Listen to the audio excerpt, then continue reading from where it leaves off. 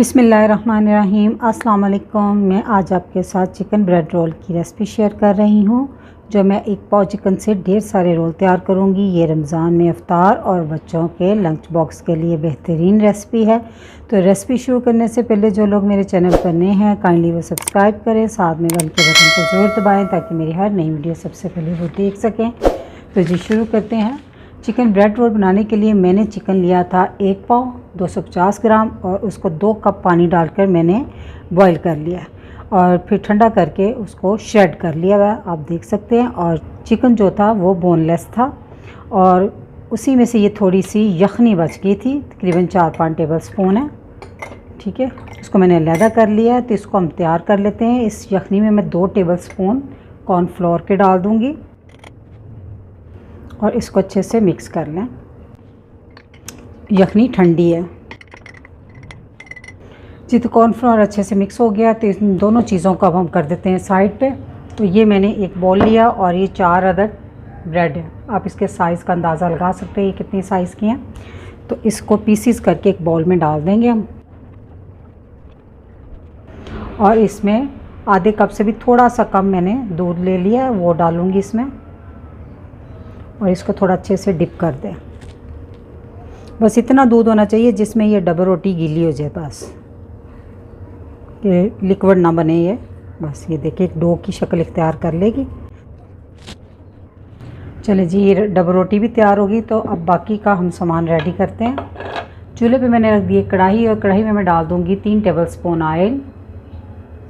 Oil की गर्म होती है, इसमें मीडियम साइज़ की प्याज बारीक चॉप की हुई डाल दूँगी और इसको हल्का सा फ्राई करना है, बस इतना कि ये सॉफ्ट हो जाए।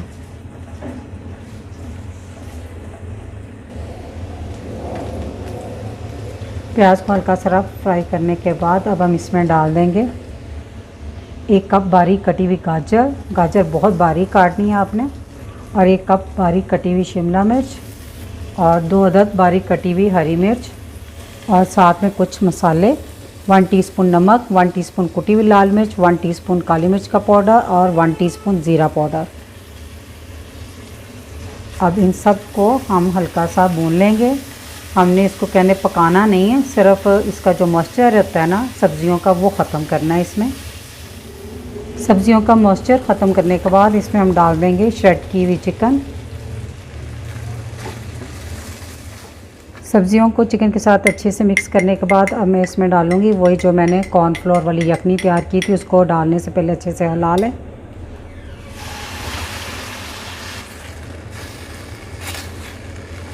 अब इसको इसमें पका लें, इसका जो पानी है वो खुश्क कर लें।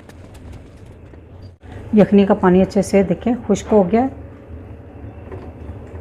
तो अब हम चूल्हा कर देते हैं बंद और इसको ठंडा होने देते हैं जी। तो ये ठंडा हो गया है। तो अब हम इसमें डाल देंगे ब्रेड जो मैंने दूध में भिगो के रखी थी। और ये आधा किलो आलू थे, मैंने इनको बॉईल कर लिया और अच्छे से मैश कर लिया। इसमें गुठली नहीं होनी चाहिए। और साथ इसमें हरा धनिया डाल देंगे खूब सारा। अब इन सब चीज़ों को अच्छे से मिक्स कर लें जी। तो तमाम चीज़ों को अच्छे से मैंने मिक्स कर लिया। आप देख सकते हैं ये डो किस तरह की है, सख्त होनी चाहिए, देखें। ठीक है, तो अब हम इसके रोल बना लेते हैं। सबसे पहले हम हाथों पे थोड़ा सा ऑयल लगा लेंगे। इस तरह हम तमाम रोल तैयार कर लेंगे। आप देख सकते हैं इससे ढेर सारे कबाब बनकर तैयार हो गए हैं। तकरीबन 35 तैयार हुए हैं। अगर आप थोड़ा सा साइज़ छोटा करें तो ये तकरीबन 40 भी बन जाएंगे।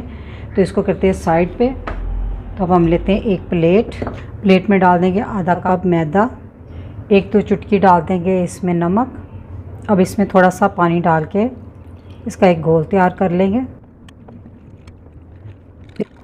ये मैदे का घोल तैयार हो गया है।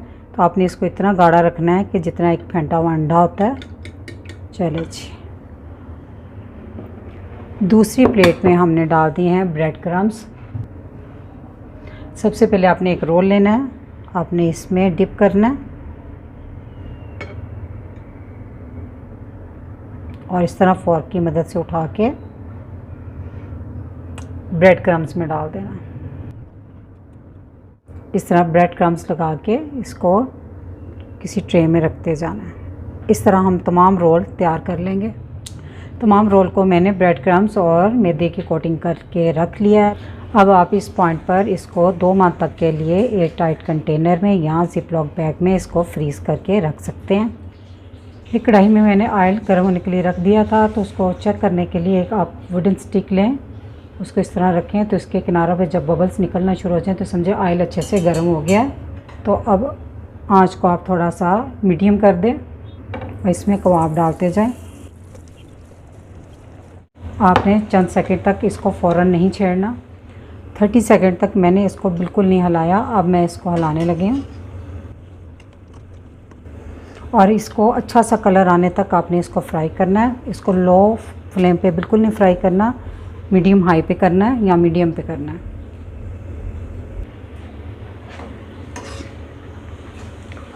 अब ये देखें अच्छा सा कलर आ गया, बड़ा प्यारा सा गोल्डन सा। अब हम इसे निकाल लेते हैं।